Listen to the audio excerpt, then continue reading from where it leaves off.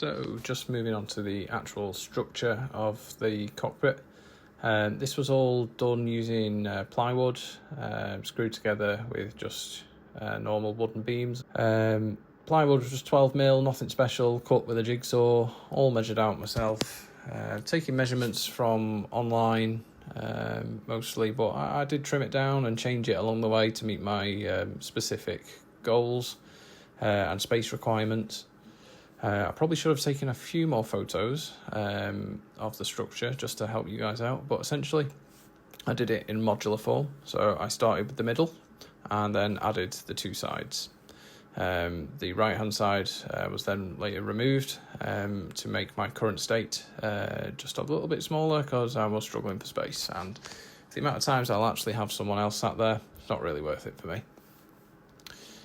So that's how I did the structure. Very basic. Did take quite a while to get it all built. It was more so the painting, actually. The painting took a hideous amount of time because it needed... wood is just horrible to paint. It needs a lot of primer, a lot of sanding and a lot of layers, and then the paint as well, just repeating that process. Waiting for it to dry, it does just take a long time. So if you think you can do it all in a day, think again. You might be able to build it in a day, but painting it, that's a different kettle of fish.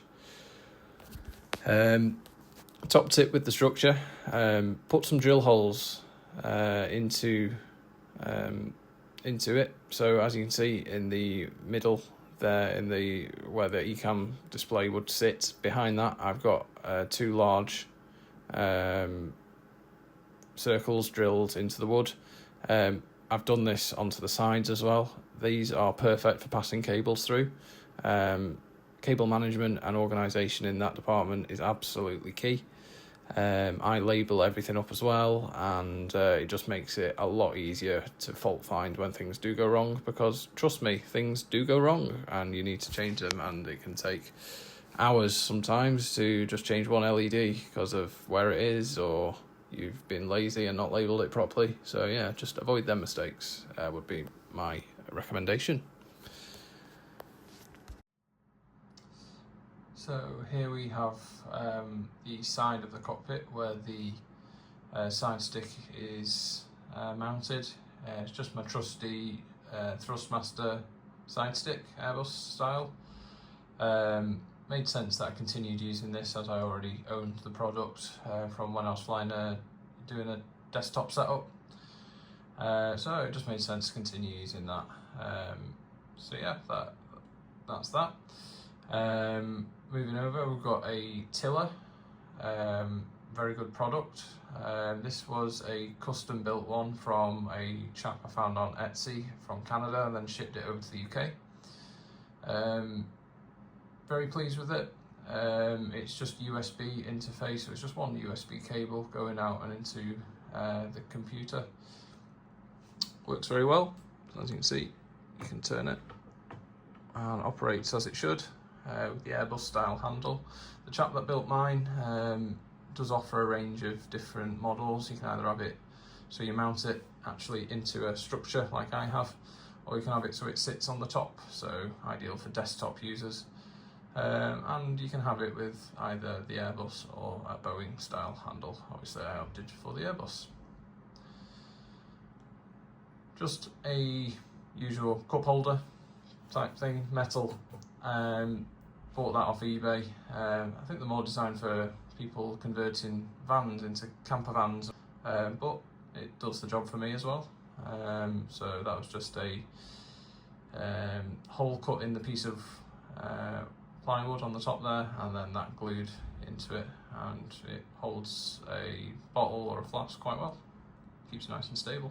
I've also added these two USBs just down there into the structure of the wood. I use that just for my headset, so I can take it in and out as I need it, and just the receiver for my trackball mouse. It's just a convenient location for them really, and then that goes off into the computer. So the main instrument panel, as you can see before you, is made out of plywood.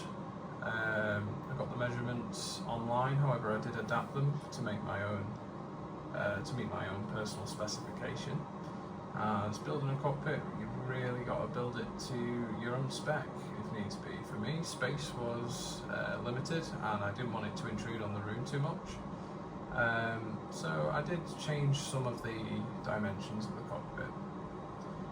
The main instrument panel displays, however, they do retain the authenticity of the real thing. They are the real dimensions. I then chose to make bezels. These are 3D printed. I made the design online and then I made the design on the computer and then sent them on to an online 3D printer, and they were delivered to my home, recently painted and installed, and I think they look quite good, supplement the main instrument panel quite well. The screens behind it are just normal monitors mounted behind the screens, and if I zoom out on the EFIS, you can see it's all fully functional. The route today into Liverpool. Moving along the main instrument panel to the central area, again the 3D printed bezels again complement this very well. We have just here, these are registration and speed plates that they can be changed, so they're magnetic strips on the back and magnetic strips on the MIP itself, and they just go back on, and the same with this one. So they can be changed depending on the aircraft I'm flying, the aircraft reg and the speed plate. So if I wanted to fly for instance I'm flying the 319 at the minute, if I wanted to fly the 321, I can do. I've just changed the registration. I've got the different plates just down here, and the speed plate as well. That's the slightly different flap speed, and likewise with the 330, I can fly that if I want. The buttons here are all working. They're all wired up. However, well, working to an extent. With the recent Phoenix update, I'm struggling to, so these control the brightness of the screens, so they are all wired in, and I can hear it clicking in the actual cockpit, but the brightness of my actual display doesn't change, whereas it did on the old update, so maybe to come that will happen as well. This is the standby pressure setting, and this is working, so at the moment it's set to standard pressure as we're above the transition. If I press that, you can see it goes to selectable pressure and back to standard if you press it again, and it is all just on a rotary, so you can change that depending on what you want it to set to. Back in standard. Train on navigation display, this does work, and if I press it, the LED comes on, and as you can see, it shows up the terrain. So just turn that off. Cams in the centre, all fully working and can be controlled by the switching panel just below it. All DIY made this, just quickly show you switching between the two, all working very nicely. Okay, moving over the main instrument panel, we have the landing gear LEDs, the annunciators, the reds and the greens, 3 of each. These are all wired in but yet to be coded through MobiFlight, so just got a bit of work to do with them, but they should be up and running shortly. Again, that was made just by using a 3D printed design that I made, and got the online 3D printer to do it and delivered to my home. Below there we've got the auto brakes. Again, they're all working. I don't think you can actually set the max one in cruise, that's right, it's just on the ground, but low and medium you can select them. So they were originally blue LEDs as per the real aircraft, but being a one-man band in this cockpit, it does get a bit overwhelming sometimes, and I found that the blue LEDs all being the same, albeit authentic, I struggled to differentiate the two when there was high workload human factors in the cockpit, such as the approach and landing phase. So it made sense to me to have the low auto brake as green, the medium as amber, and the max as red. So I can just take a quick glance and notice that whatever it's set to is correct. Moving down is the landing gear lever. This was an absolute bargain price. I bought it on eBay. I will link that in the description. It was, I assume, a 3D printed panel. It's not backlightable or anything like that, but it does the job for now. It's not heavy duty or anything like that, but it absolutely does the job. It's just behind that is a toggle switch on a wooden bar, and moving the lever up and down does work, and yeah, absolutely does the job for now. Cost-effective solution. You can see here I haven't just allowed a toddler to scribble all over my main instrument panel, and that is going to be cut away shortly, and I'm going to be installing a clock, Airbus style. So that's one of the next jobs I need to do. In fact, I've got the clock here. It's got all the wires attached to the back. Just a wooden structure with some 7-segment displays and some buttons and toggle switch just to operate. So that'll be going there. So that'll be going in the next couple of weeks and all programmed up hopefully. Above the main instrument, just under the Glareshield, I do have some LED lights. Very simple these, and absolutely do the job. They're an Amazon special. I'll just show you them on. I think it just does the job nice. Can't really see it very well during the daylight, but in future videos I'll do some night flying and show that off quite nicely.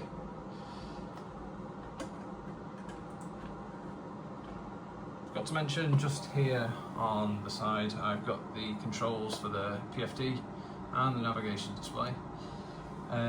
These, again, they worked before the big Phoenix update. Now stopped working, but I imagine they'll come back with future updates. They're just potentiometers, but say they change the brightness of the screens. They do it in the actual 2D cockpit, but not in the sim. Brightness does not change, unfortunately. It did previously, so I imagine that'll be a feature to come in future updates. So just began the top of descent into Liverpool. This will be a perfect time to showcase you just inputting some basic things into the MCDU, which is displayed here, is from Winwing. Very, very good, cost-effective box. Absolutely does the job, and I'll be sticking with it. As my cockpit grows, the potential to get another one of these very high. Really recommend this product. Link in the description, of course. So yeah, as you can see, just started that slow descent into Liverpool. So I'm going to just input some numbers into the box. Very good feel to it, this unit. So next phase and QNH. I'm going to take it off my printout here, which I'll showcase to you shortly, the printer. So the QNH in Liverpool is 1004. Temperature of 16, very modest for Liverpool. Let's see what the winds are like.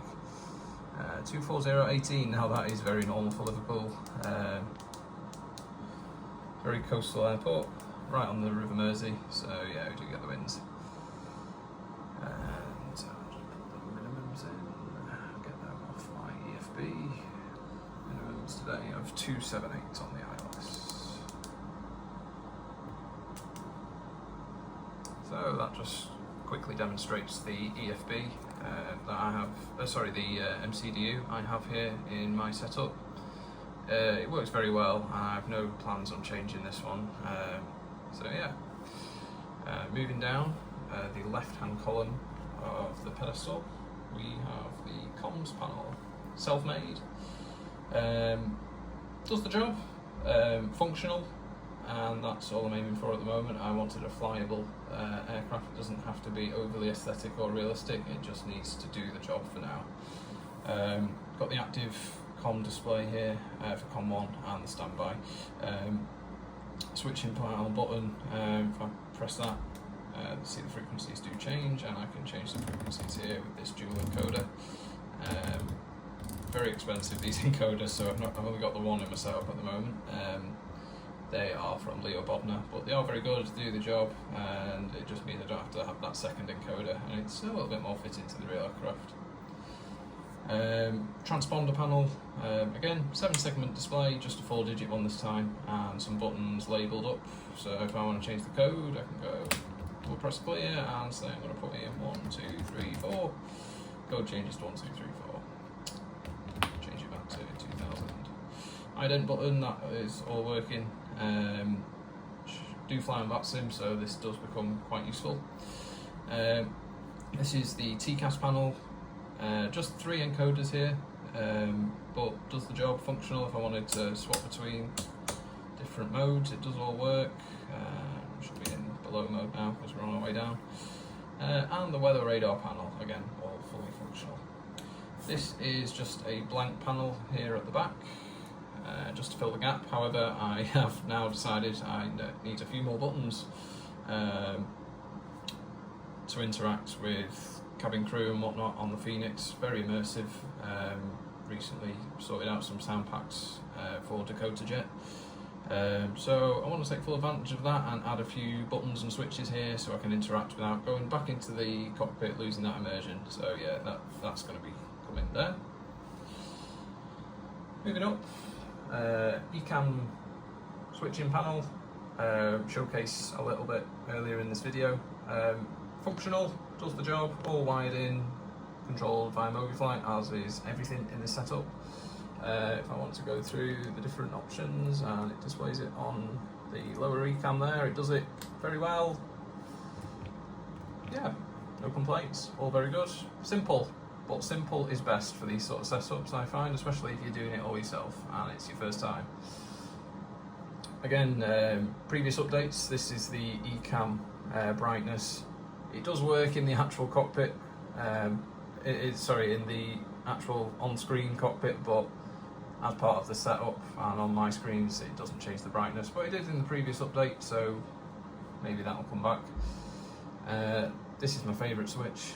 This is the Annunciator test panel light to test all the LEDs in the cockpit, so if I turn that up, lights everything up like a Christmas tree, everywhere really, so the Glareshield and whatnot as well.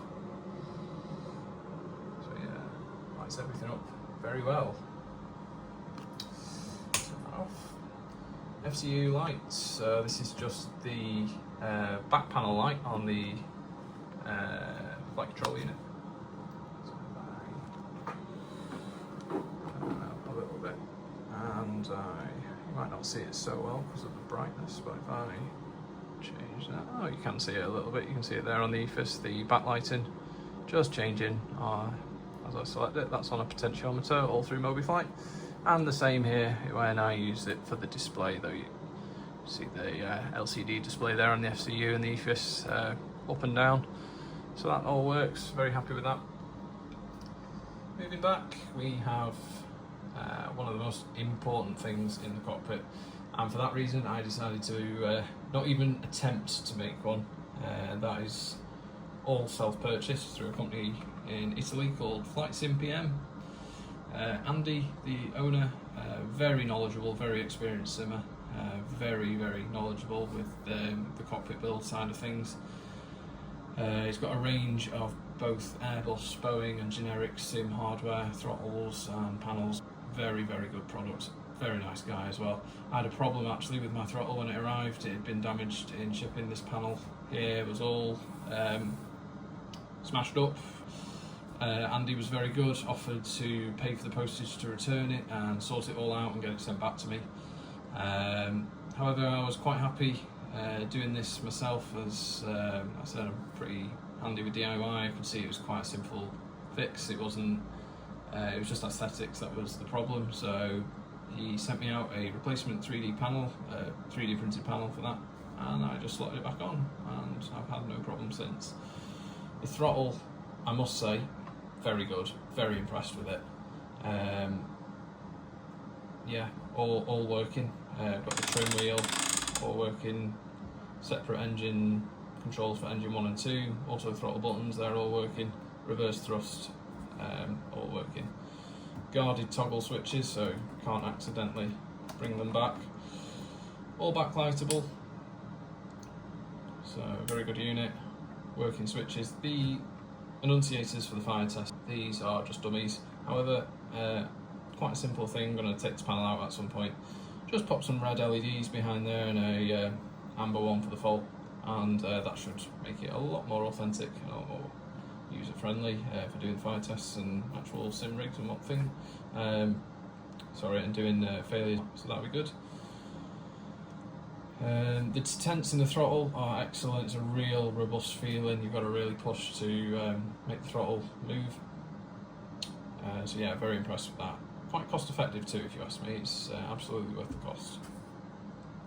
Moving down, sorry, I'll just leave a trackball there normally. I've got a printout there as well. I'll move that back forward, out of the way. This unit is all FlightSimPM as well. I figured if I'm paying for the shipping from Italy for the throttle, I may as well go whole hog and get the ground spoiler and the speed brake and the flaps unit as all of that. All of it works, I must say. It's very good. In fact, I'm going to dump some speed brake just to help me with the descent here. I've got to press it down, that arms it and disarms, and press it down and pull, and it selects the speed brake up and down like that. So that's all very good. This toggle switch for the unlock and lock of the flight deck door, this is operational, does work. That's a dummy annunciator, but again, just a few LEDs behind that should solve that. Flaps, very good. In fact, I'm just about ready to set a degree of flap. So it's a handle, you lift and pull, just like the real aircraft. It's a bit loose, it's not as firm as I'd imagine the real aircraft is. However, it does the job very well, very cost effective. No plans on changing that. Parking brake, turn, not a lift one, but again, very good, does the job. Down the right hand side of the pedestal, to the right of the throttle quadrant, we have the area which is normally overhead. However, I decided to mount it here on the right side, seeing as the right side is going to be pretty much redundant anyway, as it is only a one-seater cockpit. It made sense for me to use that space wisely and use it for the overhead buttons and switches. It's not a full overhead by any stretch, but it's enough to get from a cold and dark state ready to go. It's mostly built on buttons and toggle switches with LEDs. At the top we've got the fuel pumps for the left, right and centre tanks. Moving down towards the battery switches, APU generator and external power. Temperature controls for the cockpit and the forward and aft galleys, forward and aft cabin, and then air conditioning packs, engine bleeds, APU bleeds, anti-icing and pitot heat, passenger signs, APU start switches, emergency lights, normal lighting, ADIRS, GPWS, and then the calls and ground control for the recording. Yeah, all works very well. Allows me to operate the aircraft without swapping into the on-screen cockpit, which is what I wanted to keep that immersion going. 2 cards underneath there, 2 Arduino Megas wired in and then programmed through MobiFlight. Yeah, it does the job very well, and yeah, I'll probably do some alterations to this in the future. However, for now it's in a good place. It doesn't intrude too much by having it overhead, and it works for me, so I'm going to keep hold of that. So now that we're on the ground in Liverpool, I'm going to showcase you the Glareshield section of the cockpit. I'm going to start from left to right. So start here. These are all DIY panels made with 3mm MDF cut for the buttons. As before, they're all working, so if I turn them on, the LEDs come on. All functional and helps a lot in the sim, but again, it's all just DIY made, but it does the job and I like it, so I'm probably going to keep that, at least for now. accompanied of course by the amazing Winwing EFIS and flight control unit. This is just phenomenal, just like pretty much anything that Winwing come out with. Just for the cost, it is absolutely worth it.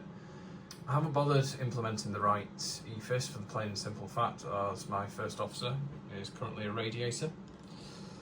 Not required, so it's just a blank panel on there for now. I'm sure I'll fill it with something at some point just to make it a little bit more user friendly.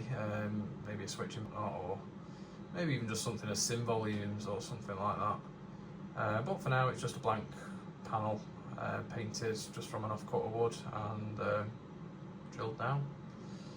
I did demonstrate earlier the light controls. You can see it a little bit better now, it's a bit darker. All working through the switching panel here on the EFIS. Works very good, I like it. The top of the panel is just MDF with a structure underneath it to support it. So I used 6mm flexible MDF. In hindsight, probably didn't need it to be flexible MDF. Normal 6mm MDF board would have sufficed just fine, because it doesn't actually need that much of a flex. So if I drilled it into place, into the structure, I wouldn't have needed the flexible board really. I think I will probably replace that with a normal board.